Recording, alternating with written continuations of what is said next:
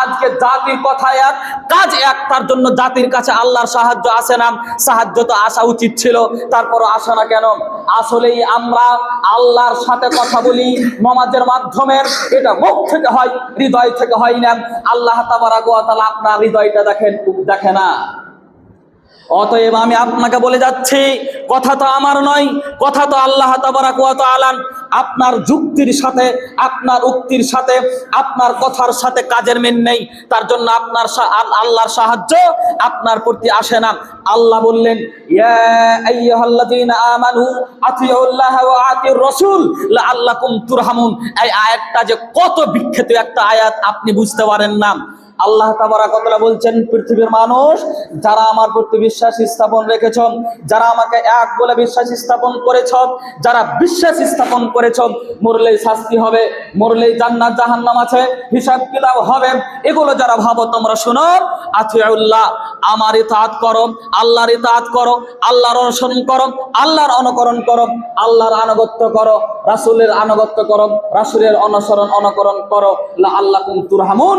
যদি আল্লাহর অনুসরণ করো, রাসূলের অনুকরণ করো, আল্লাহর অনুকরণ করো, রাসূলের অনুকরণ করো, আল্লাহ বললেন লাআল্লাকুম তুরহামুন, তাহলে তোমরা হবে হেদায়েত প্রাপ্ত, তোমরা হবে দয়া প্রাপ্ত, তোমরা হবে ক্ষমা প্রাপ্ত, তোমরা হবে অনুগ্রহ প্রাপ্ত। বলেন দেখি, আল্লাহ বললেন অনুগ্রহ প্রাপ্ত তারা যারা কথা শুনে আল্লাহর, তারা অনুগ্রহ প্রাপ্ত তারা যারা কথা শুনে আল্লাহর, যারা।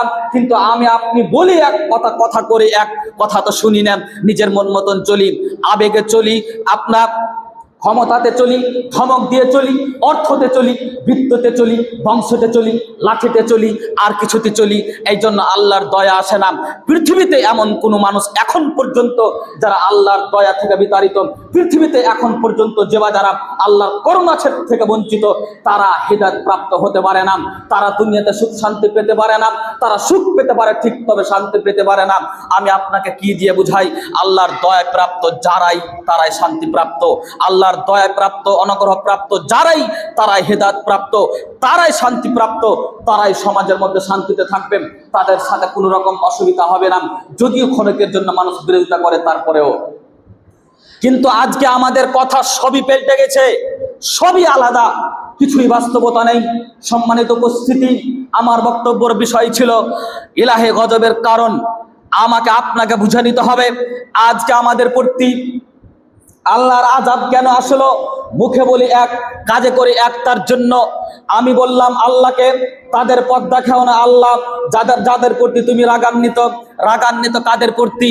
রাগান্বিত তাদের প্রতি যারা ফিরাউন মানুষের প্রতি নির্যাতন, জুলুম, অন্যায়, অবিচারের স্টিম রোলার চালিয়েছিল।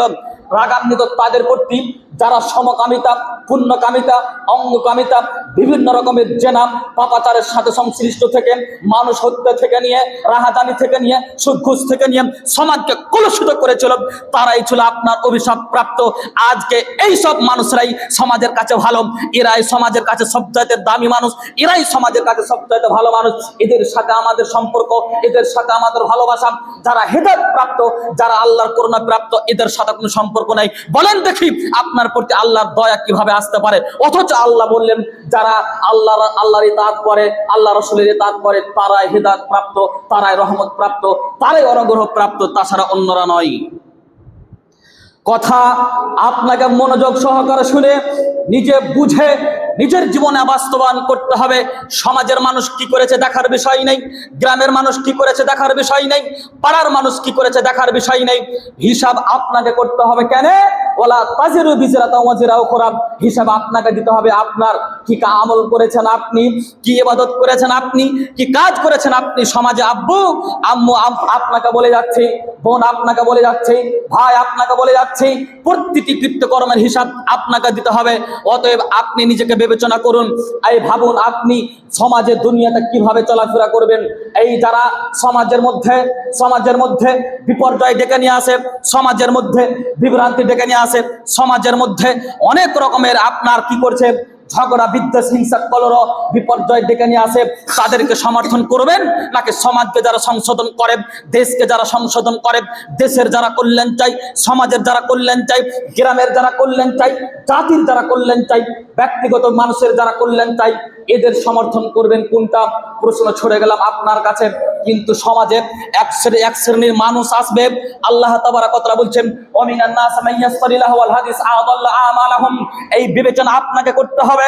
সমাজে এক শ্রেণীর মানুষ আসবে যারা আপনার মানুষের মধ্যে রং তামাশা দিয়ে, মানুষের মধ্যে মাদকতা দিয়ে, মানুষের মধ্যে ইফটিজিং করিয়ে দিয়ে, মানুষের মধ্যে অস্ত্র হাতে ধরিয়ে দিয়ে মানুষের বিভ্রান্তি করবে, মানুষ সমাজকে বিভ্রান্তি করবে, জাতিকে বিভ্রান্তি করবে, দেশকে বিভ্রান্তি করবে, দেশের সম্পদকে বিভ্রান্তি করাবে। এরা সমাজের মধ্যে বিপর্যয় ডেকে নিয়ে আসবেন। এই ধরনের মানুষ, এই ধরনের আপনার এক একটা দল সংগঠিত হয়ে সমাজের মধ্যে আসবেন। আপনি যদি দয়া প্রাপ্ত হতে চান, আপনি যদি হেদায়েত প্রাপ্ত হতে চান, আপনি যদি যারা হেদায়েত প্রাপ্ত তাদের সঙ্গে হতে চান, তাহলে এদেরকে বয়কট করতে হবে, এদের কাছ থেকে দূরে থাকতে হবে। এদের মুখে বড় বড় কথা হবে, এরা কিছু দিবে, এরা কিছু দিবে, নগদ কিছু দিবেন, কিন্তু আপনার পুরো সমাজ, পুরো গ্রাম, পুরো জাতি, পুরো ব্যক্তিত্ব, পুরো আপনার এলাকা, পুরো দেশ সব কিছুকে ধ্বংস করে দিবে। মূলত এরা আপনার শত্রু, মূলত এরা আপনার শত্রু, এরা সমাজের শত্রু, এরা দেশের শত্রু, এরা দেশের সম্পদের শত্রু, এরা আপনার হিতাকাঙ্ক্ষী নয়। অতএব আপনাকে বিবেচনা করতে হবে। বিবেচনা করার জন্য তো ব্রেন আল্লাহ তাআলা আপনাকে দিয়েছেন, এখন পর্যন্ত বিবেচনা ছাড়াই চলেন। ঠিক এই জন্য তো আপনার কথা বলেন নাই আজকে। সম্মানিত উপস্থিতি, সময় যেহেতু অল্প, সেহেতু আমার বিষয়ের দিকে ফিরে আসি। আপনাকে বলার উদ্দেশ্য হচ্ছে, আপনাকে বুঝতে হবে এই সমাজ খুবই কঠিন, এটা ফিতনার যুগ চলে এসেছে। হতে পারে এখনই আমরা একেবারে সবচাইতে আপনার কিয়ামতের সংলগ্নে পৌঁছে গেছি। আমাকে সচেতন হতে হবে, বুদ্ধিমত্তার পরিচয় দিতে হবে। আমার সম্পর্ক আমার রবের সাথে হতে হবে, আমার সম্পর্ক আমার ইলাহার সাথে হতে হবে, বিশ্ববিধাতার মালিকের সাথে হবে, যিনার হাতে সর্বশক্তি আছে, যিনি পৃথিবীকে মিনিশে ধ্বংস করে দিতে পারেন, যিনি পৃথিবীকে মিনিশের মধ্যে আপনার সুন্দর করে দিতে পারেন। ইনার কাছে আমাকে ফিরে এসে ইবাদতের মাধ্যম দিয়ে, তাসবিহ তাহলিলের মাধ্যম দিয়ে, জিকির আজকারের মাধ্যম দিয়ে তাকে বলতে হবে প্রতিপালক, বিভিন্ন পাপাচারের সাথে জড়িত ছিলাম। আমি ব্যক্তিগত জীবনে পাপাচার করেছি, সামাজিক জীবনে পাপাচার করেছি, ব্যক্তিগত কলুষিত হয়ে সমাজকে অন্ধকারের দিকে ঠেলে দিয়েছিলাম। আবেগে করেছিলাম আল্লাহ বুঝতে পারেনি, আবেগে করেছিলাম আল্লাহ বুঝতে পারেনি। অতএব তোমার কাছে আজকে ভিক্ষা চাইছে প্রতিপালক, তুমি বড় রহমান, তুমি বড় দয়াবান, তুমি বড় ক্ষমাশীল, তুমি বড় দয়াবান। অতএব তোমার কাছে ভিক্ষার ছলি ছেড়ে দিলাম। আল্লাহ তুমি আমার প্রতি সন্তুষ্ট হয়ে, আমার প্রতি তুমি রাজি হয়ে পাপাচারকে মুক্ত করে দাও। যত রকমের অন্যায় অবিচার করেছে আল্লাহ, সেগুলোকে তুমি ক্ষমা করে দিয়ে আজকে তোমার বান্দা হিসেবে গণ্য করো। যা করেছি সবকিছু অন্যায় করেছি, জীবনে সেই কাজ করবো না, শুধুমাত্র তোমার সাথে সম্পর্ক থাকবে। জেল খাটতে হলো থাকবে, ফাঁসিতে চাপতে হলো থাকবে, ছুরিতে চাপতে হলো থাকবে, গ্রাম ছাড়তে হলো থাকবে, দেশ ছাড়তে হলো থাকবে, যাইখানে যাক না কেন সেখানে হলেও তোমার সাথে শুধু সম্পর্ক থাকবে। কেন?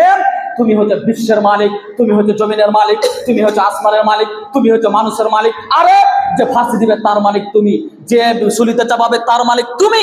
অতএব আল্লাহ তোমার কাছে ফিরে আসলাম, তুমি আমাকে ক্ষমা করো। তোমার কাছে প্রত্যাবর্তন হলাম, তুমি আমাকে ক্ষমা করো। তুমি যদি ক্ষমা না করো তাহলে আমি ক্ষতিগ্রস্ত হয়ে যাব। এইভাবে আজকে এখনই আপনাকে ইতস্তবোধ হয়ে, ভীতকম্পিত হয়ে আল্লাহর কাছে পাপটা ক্ষমা চাইতে হবে, পাপকে মিটিয়ে নিতে হবে। এবং পরিবর্তন, আর যতদিন আপনি বেঁচে থাকবেন আগামীতে, এতদিন আপনাকে হেদায়েতের পথ অনুসন্ধান করে নিজের জীবনকে পরিচালিত করতে হবে। ইনশাআল্লাহ দেখবেন ক্ষণিকের জন্য যদি আপনার কষ্ট হয় তাহলে শান্তি সুনিশ্চিত, দুনিয়াতে যদি না হয় সুনিশ্চিত রূপে আখিরাতে শান্তি হবে, এতে কোনো সন্দেহ নাই। এটা আপনাকে নিতে হবে, এইরকম বুঝে আপনার নিয়ে আসতে হবে। গতি পৃথিবীর মানুষের মধ্যে কোন রকম রাখলে হবে না। ওই যদি এটা না দেয় তাহলে বাঁচতে পারবো না, ওই যদি এটা না করে তাহলে টিকতে পারবো না, এই যদি সেটা না দেয় তাহলে চলতে পারবো না। এই নীতি, এই পদ্ধতি একজন মুসলিম কোনোদিন করতে পারে না, একজন আল্লাহর বীর পুরুষ কোনোদিন করতে পারে না, একজন আল্লাহওয়ালা ইমানদার কখনোই করতে পারে না। পৃথিবীর কোন মানুষের 5 পয়সা দাম না দিয়ে, পৃথিবীর কোন মানুষের প্রতি আস্থা ভরসা না রেখে, শুধুমাত্র আল্লাহর প্রতি তাওয়াক্কুল ভরসা রেখে যে যারা দুনিয়াতে চলাফেরা করে, ইনশাআল্লাহ তাকে আল্লাহ সহযোগিতা করবেন। হাসবুনাল্লাহ ওয়া নি'মাল ওয়াকিল, নি'মাল মাওলা ওয়া নি'মান নাসির। এই বাক্য আপনাকে বের করতে হবে। পৃথিবীর কোনো মানুষের সহযোগিতার প্রয়োজন হবে না। ইনশাআল্লাহ, ইনশাআল্লাহ, লা তাহজান ইন্নাল্লাহা মা'ানা। এই বাক্যের অনেক ইতিহাস আছে, এই বাক্যটা আমাদেরকে নিয়ে আসতে হবে।